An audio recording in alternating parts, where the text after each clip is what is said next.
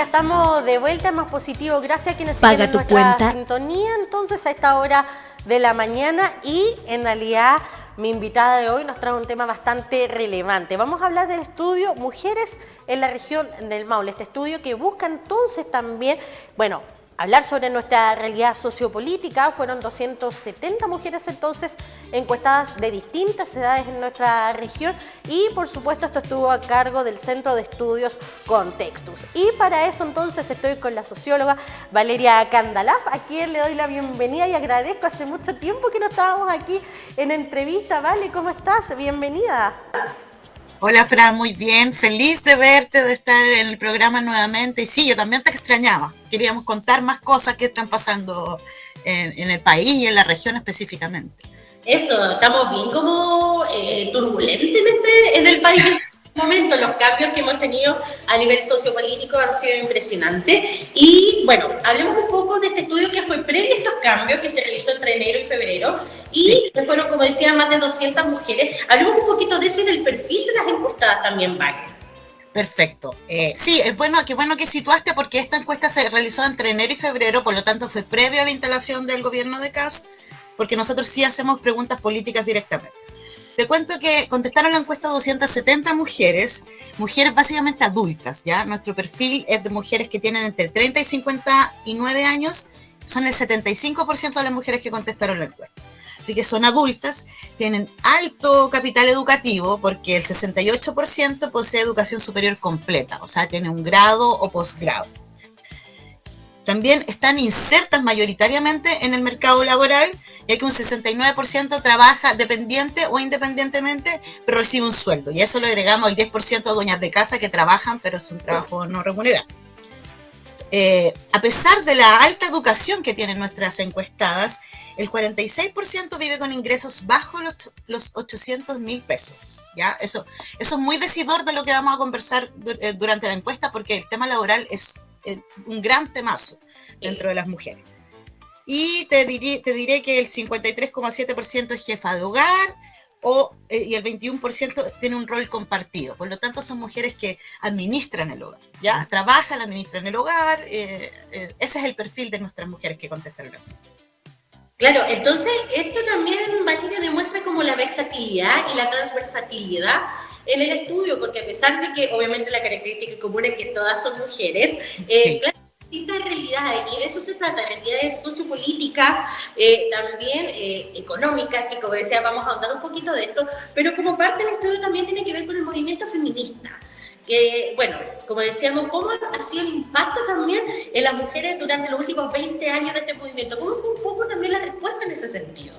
Sí, mira, te cuento que este estudio lo venimos haciendo hasta el cuarto año que hacemos este estudio y tenemos unas preguntas fijas para hacerla comparable, trazable durante los años. Y esta pregunta siempre la hacemos y tiene más o menos las mismas respuestas. Un 76% considera que sí ha impactado de forma positiva el feminismo.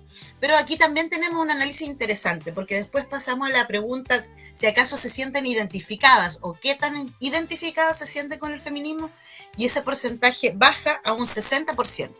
Por lo tanto, tenemos mujeres que sí reconocen los avances de los movimientos feministas, pero eso no quiere decir necesariamente que se consideran feministas.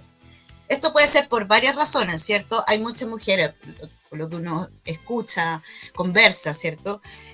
Hay mujeres que no les gusta la forma de manifestación del feminismo y confunden también las demandas con la forma, el fondo con la forma. Además que también tenemos que decir que hay muchos tipos de feminismo, ya no existe como solo un feminismo.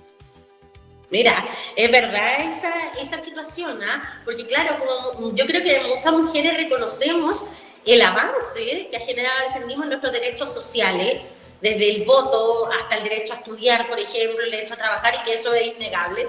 Pero claro, como decías tú, a veces la forma es la que Sí. no comparten. Pero bueno, yo te he visto algo súper personal, pero yo siento que si no hay revolución, no hay cambio. Bueno. Es que la historia ha demostrado efectivamente que así se consiguen los cambios. Es que a eso me refiero, porque por ejemplo los grandes cambios partieron con grandes revoluciones como esta fábrica de textiles, por ejemplo. Entonces por eso me río un poco también, pero claro, o sea, también hay mujeres que... Es una realidad, digamos, que no podemos negar. Claro, pienso que es algo más tranquilo, pero yo siento que la revolución es lo que ha generado a nivel global los grandes cambios. Ahora, pero también una situación, otro ítem que es bastante relevante tiene que ver con las situaciones de acoso, en el sentido de que si se han visto sometidas también o no a situaciones de acoso, eso es otro ítem también que ustedes quisieron tocar en este estudio. Efectivamente, les preguntamos si habían vivido alguna situación de acoso o violencia de género en los últimos 5 años. Solo un 22% de las mujeres no había sufrido ningún tipo de acoso o violencia, de estas 270 mujeres. O sea, imagínate lo grave que es. Y tenemos que los lugares donde mayormente se producen este tipo de acosos o violencias es en la vía pública. Un 24% de las mujeres ha sufrido ese tipo de violencia en la vía pública. Y también está el transporte con un 14% y después el trabajo con un 13%. O sea, en realidad es preocupante. Es preocupante. O sea, básicamente, para redondearlo, un quinto de las mujeres simplemente no sufrió ninguna situación de acoso y violencia. Entonces, si lo llevamos a la cifra, es alto, es alto. Es muy, muy, muy alto. Y claro, lo bueno también es que las mujeres ya están descubriendo que la violencia no es solo física, ¿no? Porque en ciertos lugares rurales o quizás con menos educación, la violencia solo, o el acoso, las situaciones violentas se vinculan solo a lo físico. Y están entendiendo que hay distintos tipos de violencia. Bueno, existe la ley de violencia, ¿no? Que reconoce distintos tipos de violencia. Las mujeres se están empoderando con respecto a eso. Entonces, claro, ya pueden discriminar. No significa que hayan sufrido violencia física, pero sí psicológica, por ejemplo, o en el trabajo. Claro, que eso, como decíamos también, y como decían, a veces no solamente se trata como de acoso sexual, sino que también acoso en el fondo laboral. Como decía, hostigamiento en el trabajo, por ejemplo. O por ser mujer, porque ser mujer tienes que ser la cuidadora, no puedes ir a trabajar a veces porque el niño se te enfermó, no sé. Las mujeres son el cacho, digamos, y en algunos trabajos te lo hacen saber. Claro, o lo que hablamos, por ejemplo, también en algún momento, si uno sube una historia a Instagram que salió a carretera una noche y lo primero que preguntan es la guagua, pero sí. Nadie la criatura lo hace, nadie lo cuestiona. Entonces, ese rol como que, claro, como decía, ese típico ámbito de esa responsabilidad siempre se les ha impartido o se les ha también generado para que las madres lo tengan que asumir en este caso. Y siempre hemos sido como cuestionados en ese sentido, y eso también es parte de la violencia. Absolutamente, y eso es lo que las mujeres están reconociendo efectivamente. Y otro ámbito que también yo siento que es violento y que también en el estudio tiene relación con las desigualdades frente a las oportunidades respecto a lo que son las oportunidades para los hombres en este caso. Claro. Las mujeres tienen harto que decir ahí. Sí, mucho, porque eso, a pesar de que hayan diferencias políticas entre las mujeres sí reconocen aquí en este estudio en un 77%, que las mujeres no tienen las mismas oportunidades que los hombres, y esto en todos los ámbitos. Yo creo que aquí este estudio nos muestra mucho la parte laboral, pero también nos muestra que los roles de género se siguen perpetuando y que definitivamente las mujeres, aunque se han avanzado mucho en derechos, todavía no alcanzamos a estar a la par de los hombres. Claro, eso, a pesar de todo, por ejemplo, eso tiene que ver también mucho con los roles de las mujeres en cargos de poder, también que eso está un poquito más adelante, pero eso también tiene mucha relación porque las mujeres, por ejemplo, ya no tienen tantos cargos de poder. Un claro ejemplo son lo que fueron las elecciones de gobernador regional. Muchas mujeres quedaron fuera, tuvimos muy poca participación, que son cargos que incluso elegimos nosotros por votación popular, quedaron fuera. Entonces, claro, en ese sentido también, a pesar de que el gobierno anterior se trató de instaurar lo que era la equidad de género, eso no asegura que vaya a perdurar en lo que venga. No, sobre todo si es que la instalación de estas políticas no es sistemática en el tiempo. Si llega un gobierno y cambia las políticas, y después llega otro y cambia las políticas, es imposible que esto se sostenga en el tiempo, porque estamos viendo como en el mundo en general un avance del tradicionalismo, de las derechas, y que buscan igual un retroceso en derechos ya ganados. Claro, y eso lo hemos ido notando de a poquito. Sí. Pero han bastado casi 3 semanas solamente para que nos estemos dando cuenta de algunas situaciones también. Ahora, un ítem que está en el estudio tiene que ver en relación con las problemáticas que enfrentan las mujeres. Entonces, ¿podemos andar un poquito en eso, Vale? Por supuesto, y volvemos a lo que estábamos hablando anteriormente.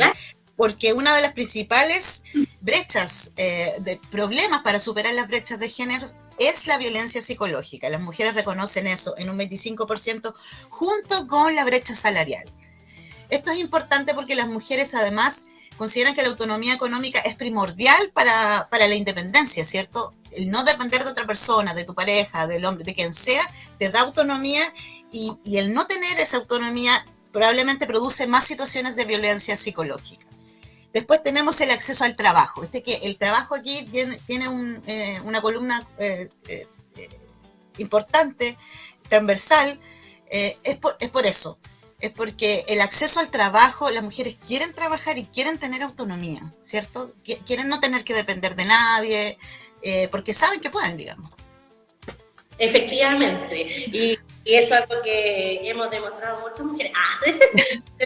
Tiempo también, y que esperemos que muchas mujeres también lo sigan haciendo, porque no hay nada como la independencia económica, que yo siento que abre muchas puertas de ahí en adelante. Yo siento que en realidad, obviamente la física es grave, pero yo siento que la violencia económica es la que más a uno la atrapa también, porque uno depende mucho de ciertas cosas, uno no puede hacer un movimiento. ¿Por qué? Porque no hay dinero. Por supuesto, es un factor de control absoluto de estas parejas que viven inmersas dentro de la violencia. Una de las principales cosas que ocurren es que la otra persona, el hombre en este caso de parejas heterosexuales, o la otra persona en otro tipo de casos, te aprieta la billetera, entonces tú no puedes salir, no puedes tomarte un helado, no puedes comprarte cosas necesarias para ti. O sea, hay casos terribles de mujeres que no pueden comprar ni siquiera como, no sé, cosas básicas. Ropa interior incluso a veces. Eso, una crema, no sé, claro. Sí. Es el tema. Bueno, yo sé que eso era quizás un poquito literal lo que estamos hablando, pero son situaciones cotidianas que realmente se viven y que no podemos desconocer en ese sentido. Es que tenemos que llevarla a ese tipo de nivel de realidad, porque eso es lo que vivimos todas, ¿no? Claro, es el tema. Vale, ahora sí nos vamos al ítem que yo estaba esperando toda la lista. Ahora sí nos vamos a lo político, derechamente, porque aquí existen dos caras de la moneda. Existe una evaluación entonces respecto a lo que fue el gobierno de Gabriel Boric, en lo que fue derechos de las mujeres, y también habla un poco de lo que se espera o cómo han ido enfrentando lo que es el gobierno de José Antonio Kast, que se instaló hace muy poco. Hablemos entonces de ambas caras de la moneda para que vayamos viendo un poco la percepción en ese sentido. Perfecto. Recordar que este estudio se hizo en enero-febrero, por lo tanto la evaluación del gobierno Boric estaba fresquita y la de Kast todavía no se conocía, ¿cierto? No se conoce como ahora estas 3 semanas que llevamos. Preguntamos por la evaluación del gobierno de Boric en torno específicamente a esta área, ¿no? Al área de género, a los derechos y calidad de vida de las mujeres. Y tenemos la evaluación de un 52,2% evalúa positivamente al gobierno de Gabriel Boric, un 30% está en la mitad y un 18% lo evalúa negativamente. O sea que sí sirvió en el fondo igual objetivamente tenemos que hablar que se avanzó en varias cosas como la ley integral de violencia, la ley Papito Corazón, la conciliación laboral, el Sistema Nacional de Cuidados que se está implementando ahora, y yo creo que eso es valorado. Durante los 4 años que hemos hecho este estudio, esta evaluación ha sido más o menos consistente en el tiempo. Durante los 4 años de gobierno de Boric, bajó el año pasado un poco por el tema de Monsalve. Claro, que en realidad yo creo que ese fue uno de los grandes golpes para el gobierno. Totalmente. De sentido, porque a pesar de eso, la gente quizás esperaba como una participación más activa respecto a lo que era como el ministerio también en ese aspecto, y aquí es donde viene el rol del Ministerio de la Mujer y Equidad de Género. Tú hablaste de algunos avances también, que la gente me imagino que también evaluó positivamente, lo que por ejemplo mencionábamos, el tema de la ley Papito Corazón, la ley integral también de conciliación laboral, de cuidadores, todo eso. Sí, nosotros preguntamos por la evaluación del Ministerio de la Mujer. Esta también es una pregunta que hemos hecho durante los 4 años. Siempre la evaluación del Ministerio de la Mujer aparece por sobre la del presidente de la República. Y eso también se entiende porque el presidente tiene que enfrentar muchas otras cosas. Es la cara, ¿no? Visible y está permeada por muchos otros temas. Pero el ministerio siempre aparece bien evaluado. Y acá tenemos que un 69% de las mujeres reconoce que el rol del ministerio es importante o muy importante. Y esto, claro, porque lo que veníamos diciendo, es el ministerio el que crea estas políticas y el que las implementan mediante el Servicio Nacional de la Mujer. Perfecto. Y ahora, respecto a lo que era quizás la precisión, o lo que era no sé, como la expectativa. La expectativa. Era el gobierno de José Antonio Kast, porque voy a reiterarlo yo por cuarta vez, esto fue un estudio que se realizó en enero y febrero, Sí. cuando todavía no asumía José Antonio Kast. Claro, entonces le preguntamos a las mujeres, ¿qué impacto cree usted que tendrán en los derechos y situación de las mujeres que viven en Chile el próximo gobierno de Kast? ¿Cómo lo pensaban si era positivo o negativo? El 22% consideraba que iba a tener un impacto positivo, el 21% ahí entre bien y mal, y un 56% de estas mujeres consideraban que iba a ser negativo. Eso en verdad no es ninguna novedad porque sabíamos, por el perfil de estas mujeres además, que después lo vamos a conversar en las conclusiones, pero sabíamos que nos íbamos a encontrar más o menos con eso. Además vimos la designación de la ministra de la Mujer, una mujer que viene desde el área muy conservadora, entonces no había mucha expectativa de que la cosa mejorara, digamos. Claro, efectivamente, eso también generó bastante revuelo, la asignación de la nueva ministra de la Mujer y Equidad de Género, considerando, por ejemplo, los avances que tuvimos en lo que era el aborto 3 causales. Ella es una mujer que se declara completamente opositora. Ojalá opositora de lo que es la ley de aborto, etcétera. Cada uno puede tener, obviamente, sí, su postura. Posición. Yo siento que uno no puede dejar de conocer, que son medidas que son necesarias lamentablemente en algunas causales, o como quieran llamarle, porque yo, por ejemplo, aborto libre y seguro para todos, pero eso es seguro y cada quien lo decide también. Ahora, más me gustaría que nos fuéramos a las conclusiones, porque en realidad yo estuve leyendo, estuve anotando aquí en mis apuntes, y había bastante interesante. Yo tengo 8 ítems aquí, entonces me gustaría que fuéramos como dando uno a uno, que lo primero tiene relación con que las mujeres sienten que aún no existe igualdad en nuestro país a pesar de los avances que se han generado. Esa es una conclusión no solo de este estudio, sino de los 4 que venimos haciendo. A pesar de, como lo venimos hablando, de que existen muchos avances, las mujeres perciben que existe una desigualdad estructural de género, ¿ya? Y esto lo vemos, como lo estábamos viendo, en diferentes dimensiones de la vida, como pueden ser las oportunidades laborales, no tenemos el mismo acceso al trabajo, la persistencia de los roles tradicionales de género. Lo que tú decías, es a la mujer a quien se asocia que tiene que cuidar a la guagua. Probablemente si la mamá se enferma, el papá se enferma, queda postrado, es la mujer, es la hija mujer la que va a tener que quedarse cuidando. Entonces, todavía, a pesar de todos los avances, existe una sensación de la persistencia de la desigualdad de oportunidades. Lo que hablábamos también, los roles y cargos de poder también, que no son tan accesibles para las mujeres en algunos casos. No, para nada. Y se está tramitando una ley para eso, ¿no? Para tener más mujeres en puestos de poder, pero todavía no se avanza. Y claro, porque conversaba el otro día con una mujer y me decía, bueno, pero da lo mismo si un hombre o una mujer, necesitamos que sea una persona capacitada. Pero claro, el problema es que las mujeres no acceden a las mismas oportunidades. Al no tener la posibilidad de estar peleando en esos niveles, no vas a tener el acceso a ese cargo de poder, de decisiones importantes. Claro, por eso yo celebré mucho, independiente de la postura política y todo, cuando Paulina Núñez fue designada como presidenta del Senado, porque dije, por fin una mujer ya a la cabeza de una de las cámaras más importantes de nuestro país.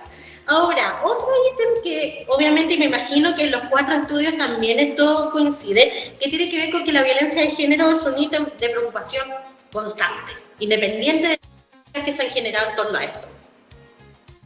Tal cual, como ya lo veníamos conversando, las mujeres ya hacen una gran distinción, que existen distintos tipos de violencia, psicológica, física, sexual, no sé, pero esa es una condición que, como digo, se ha avanzado mucho. Si nosotros nos vamos a 1980, probablemente las mujeres teníamos mucha más violencia estructural, pero nos hemos ido educando, hemos sido más conscientes y ahora percibimos mucho más fácil, mucho más rápido cuando alguien te está haciendo mansplaining, por ejemplo, todo este tipo de microviolencia, micromachismos que están presentes en toda nuestra realidad, o sea, no lo podemos negar. Yo creo que tú ves este estudio y dices, sí, me hace todo el sentido.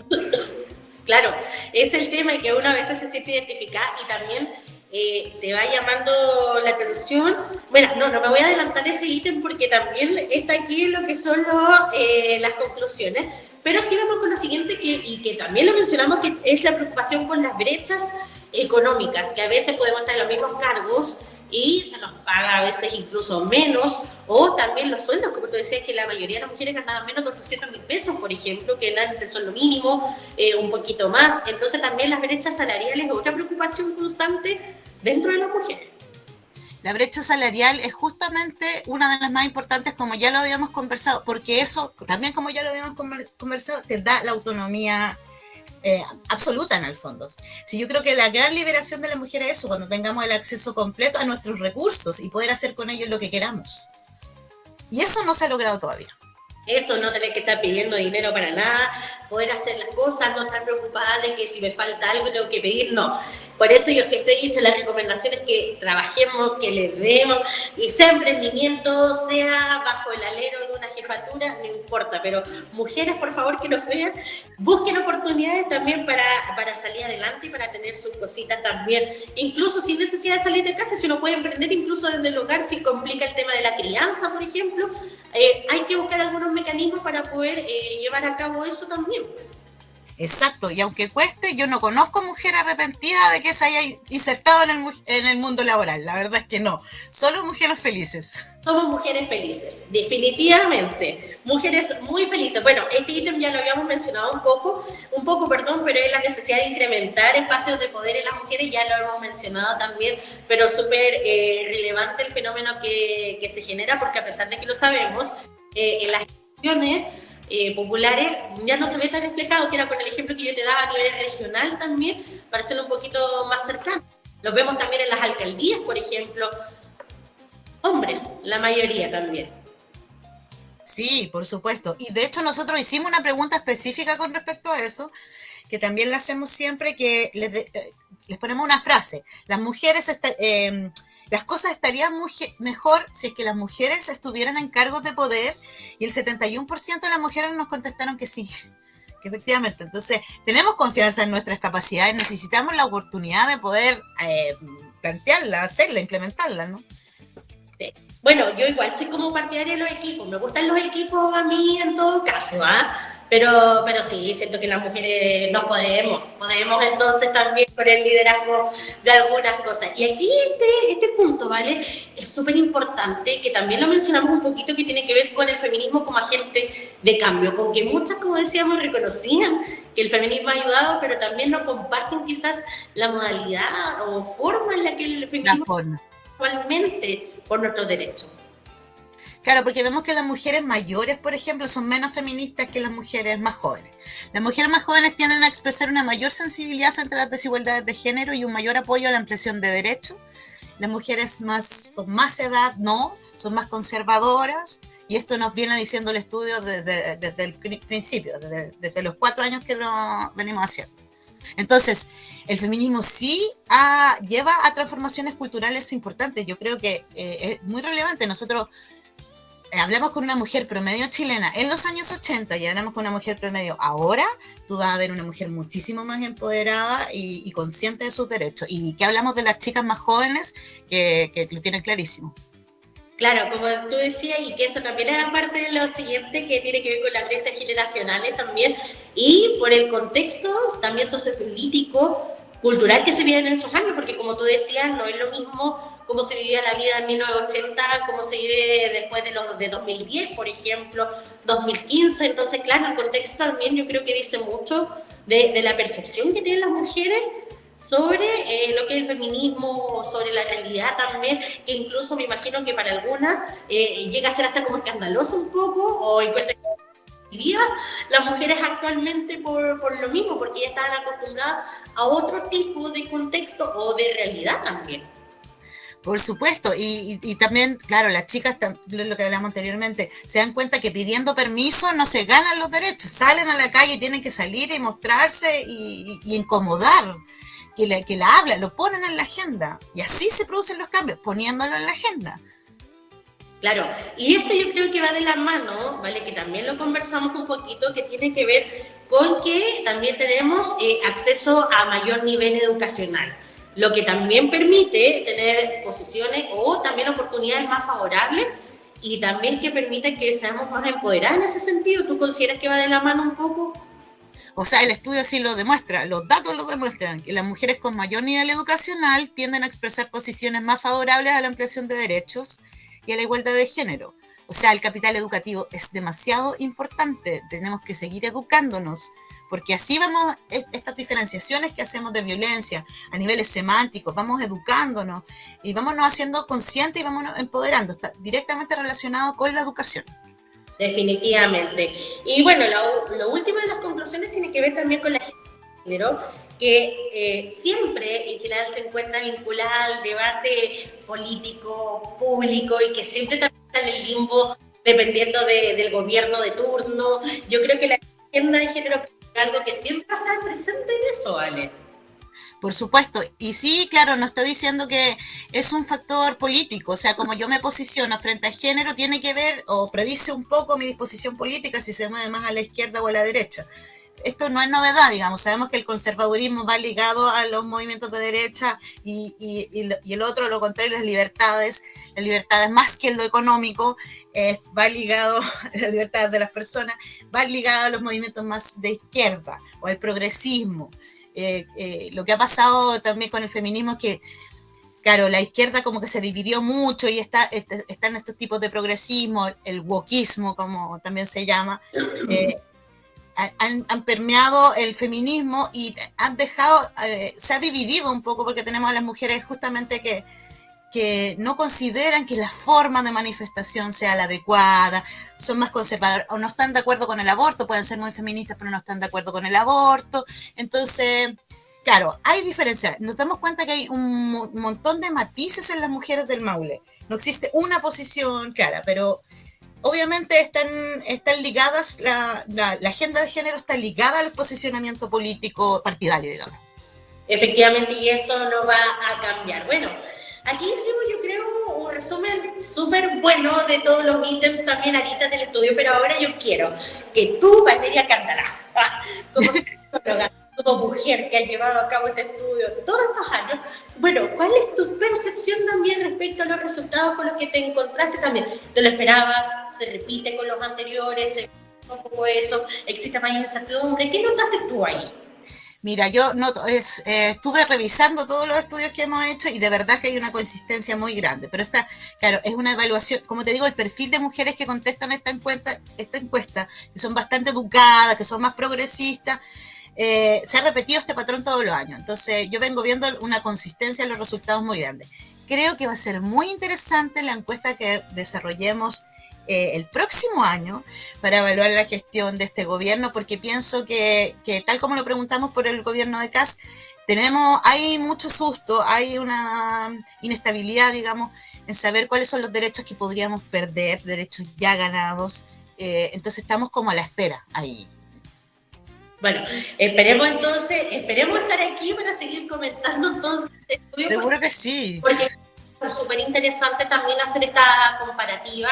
Siento que estamos en un periodo de mucha incertidumbre, estamos en un periodo donde no sabemos estamos como en el ajedrez, no se sabe cuál es el siguiente movimiento y qué es lo que va a pasar. Estamos en tenemos que enfrentarlo de la mejor manera posible. Valeria, la gente que quiera extender o leer con más calma este estudio, ¿dónde lo puede encontrar para hacerle la invitación? En el sitio web de Contextus, que es contextustalca.cl. Y ahí pueden acceder a este y a otros muchos estudios que estamos haciendo. Perfecto. Oye, vale, llegamos al final de la entrevista. Agradezco tu tiempo, un placer encontrarme contigo, hablar de mismo digo relevantes y espero que no te pierdas, que prontito conversemos también sobre temáticas que sean relevantes sobre todo para nosotros. Tenemos un estudio del adulto mayor que estamos realizando en este momento, así que ojalá poder contarte sobre eso, porque es un temazo también. Ahí nos vemos, sobre todo que una ya está más cerquita de eso. Sí. Muy bien, vale, un abrazo muy grande, saludos al equipo, espero que nos veamos muy prontito, que te vaya muy bien. Muchas gracias, Fran, un placer, que estés muy bien. Cuídate. Chao. Chao.